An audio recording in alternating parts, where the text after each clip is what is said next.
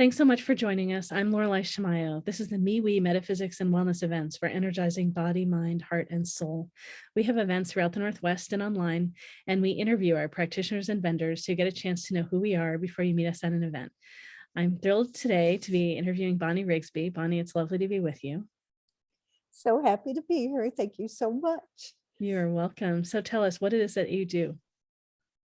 Well, I'm the owner or director of Sunshine, they call me, of Let Your Soul Breathe. So what that is basically trying to manage stress in a healthier way so that we don't become the hot mess that us adults are in the state of right now. We can help proactively help our children do the same, manage their emotions so that they can properly express their stressors, work through it instead of burying it, so we can be our best selves. So I do that in a variety of ways. So I consider it kind of an umbrella, the stress management umbrella. And knowing that there are 7.9 billion people roughly on the planet, each with unique souls and gifts and purposes, we know that you have to kind of approach people different depending on what their needs are. So I consider myself a lifetime student, not because I'm a bad student, I'm a good student, but because I love to learn. And I'm always looking for different angles to come in my sessions at, so that we can approach people at the level where they best receive. So currently, a lot of the common things that I do, life and soul coaching.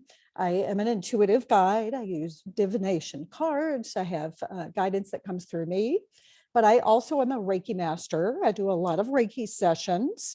I have sound and crystal healing. I sage homes. I do blessings. I do wedding rituals, you name it. I even customize gifts for people, writing expressive poetry. Whatever people need that helps them with their stressor of the moment, that's what I'm there to do. So I work one-on-one. And I also work with groups. I teach classes about authenticity and empowerment, which I am all about. I consider it rocking your genuine vibe.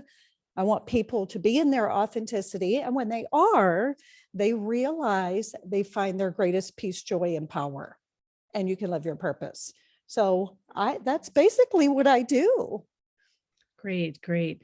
It may be really obvious to some people, and maybe to some people it's not. How might people notice if they're feeling stress, if they're experiencing stress? Oh, goodness. A lot of times it's physical symptoms. So quite often there's a tension. There's either an underlying health condition that's made itself known. Let's say that you've been diagnosed with a heart condition, if it's that. Or it could be more commonly cluttered mental thinking. So most of us are walking around burying our emotions instead of working through the flow of life, the roller coasters. We all have the good and bad days. Our culture, unfortunately, I think has done us a disservice in a lot of ways. And in one way in particular is telling us, suck it up, buttercup, bury your emotions. So a lot of people are burying them, trying to march on with a smile, even though they don't feel like smiling. And they feel like, okay, I'm fitting in the cultural box, so I'm doing okay.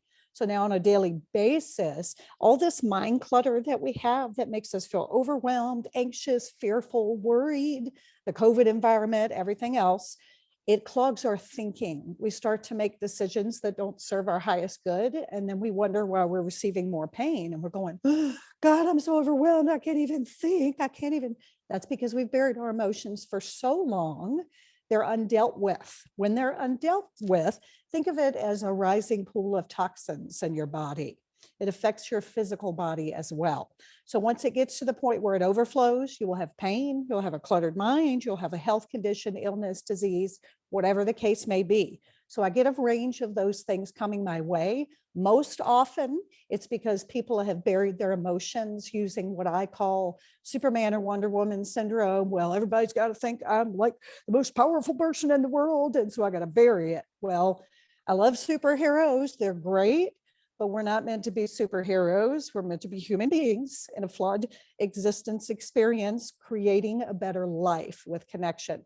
So when we bury things, they become physical illnesses over time. And the mind clutter thing, what I call the barking dog, trips us up every time if we are not in the right mindset, which is the positive world. We need to, law of attraction, draw in more positive by keeping our thoughts more positive and always looking for the beauty in situations. Mm. And how did you get started doing this work?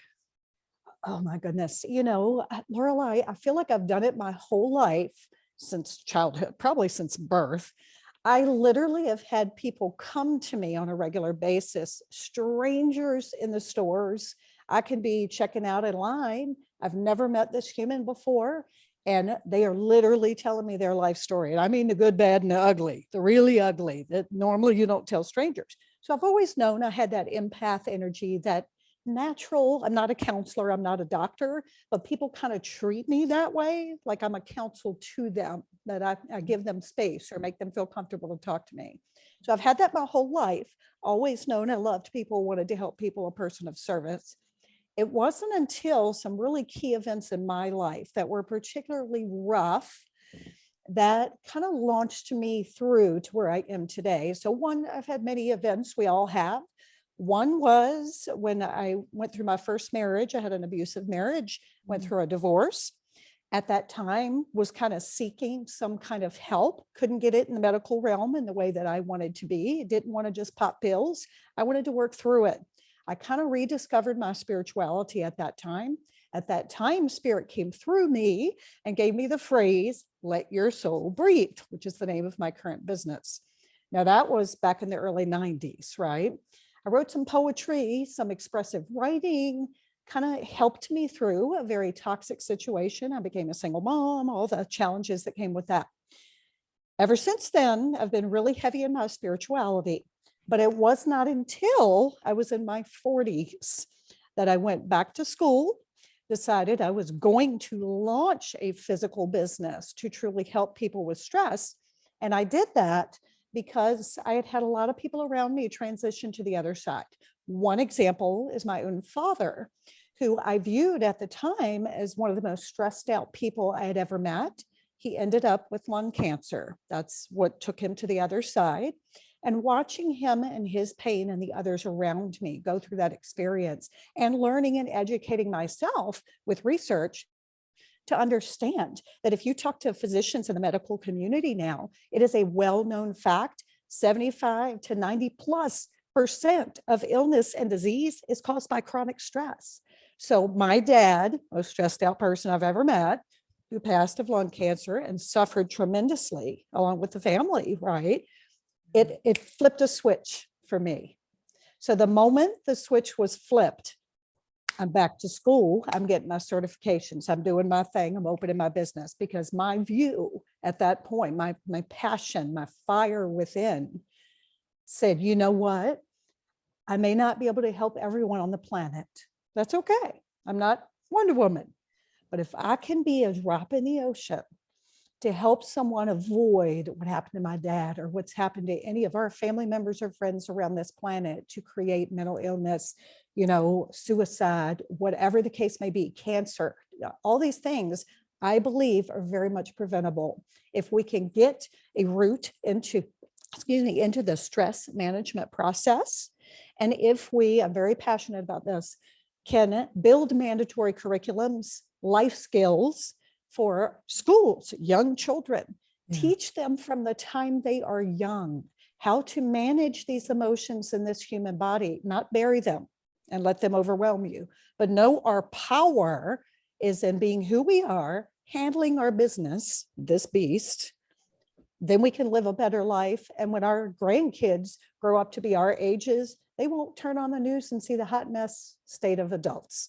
So my dad was really a force in making it happen. It was kind of my last straw, my driving force.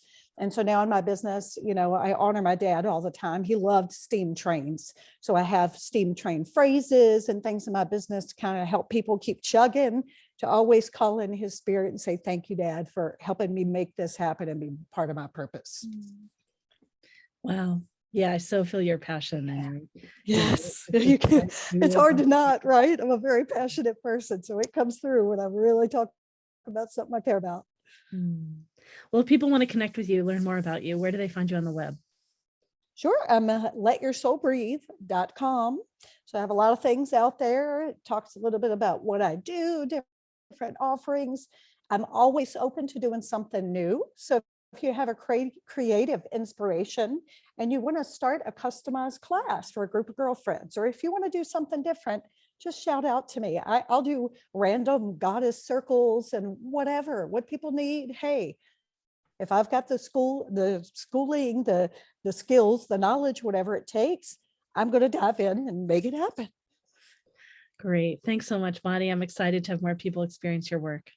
Me too. Thank you so much for the opportunity and for all that you do. That means the world to me to be part of this mission. So thank You're you. very welcome. All right, great. On we go for more MeWeFairs.com.